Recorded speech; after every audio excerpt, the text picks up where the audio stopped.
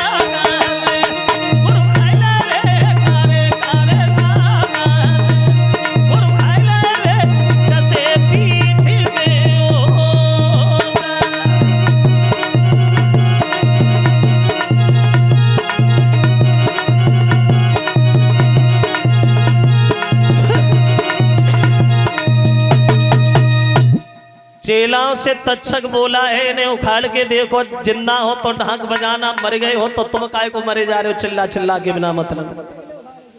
चेला नहीं समझे, गुरुजी को खा लिया। धन्वंतर बोले अब नहीं बचे, अब भी खैर चाहते हो तो हमें हड़ियों में रख दो हमारे मांस को रखने के लिए और 1400 खा जाओ, एक नहीं अरे वही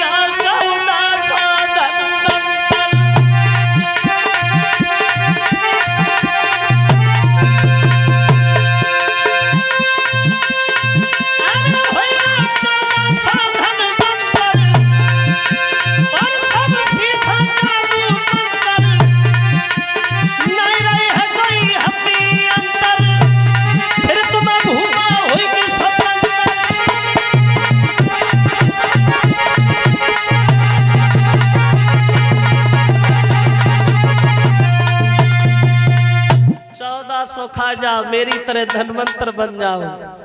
गुरुजी खत्म हो गए और जब गुरुजी खत्म हो गए तो मां हड़ियों में रख दिया। चेला रो रहे। तक्षक मन में सोच रहा है अभी एक ही धन्वंतर से परेशान थे, 1400 होने जा रहा है। फिर भागा, चेलाओं से बोला पागल हो, आज तक अपने गुरु के मांस को किसी ने खाए जो तुम खाओगे?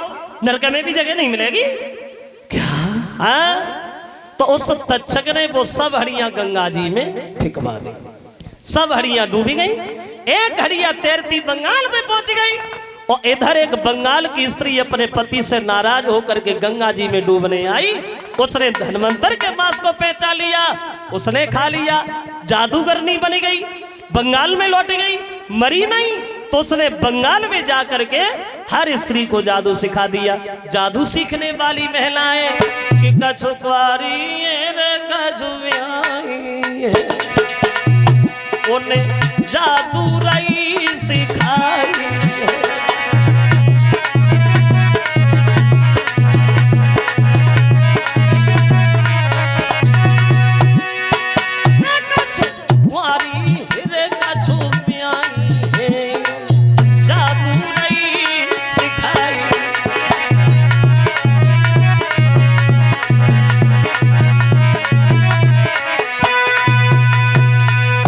इस तरह से ये जादू हमारे उत्तर प्रदेश से और बंगाल में चला गया।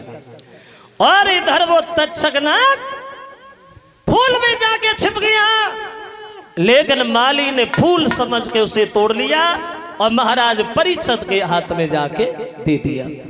और जब परीक्षित ने वो फूल अपनी नाक से लगाया,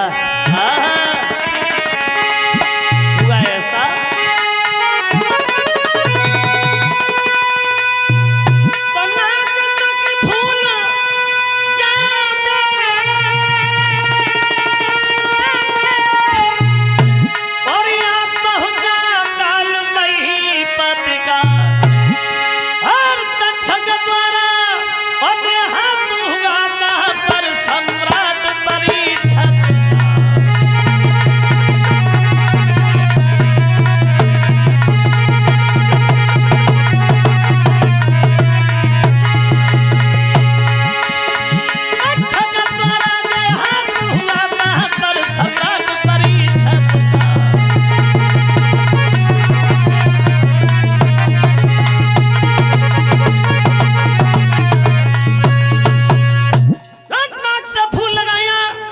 तक्षक ने सर्प बन करके परीक्षित की नाक में डस लिया।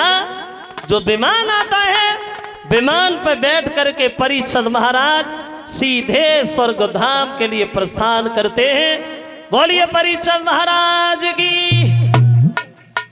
इस तरह से इन्होंने सुखदेव के मुखारविंद से कथा श्रवण की है भक्तों, और अंत में इन्हें मोक्ष की प्राप्ति भई है। वहां ये 10,000 रुपया कथा में जो भंडारे में दान कर रहे हैं हमारे पिताजी श्रीमान किशन पाल सिंह यादव नगला धनी, भंडारे में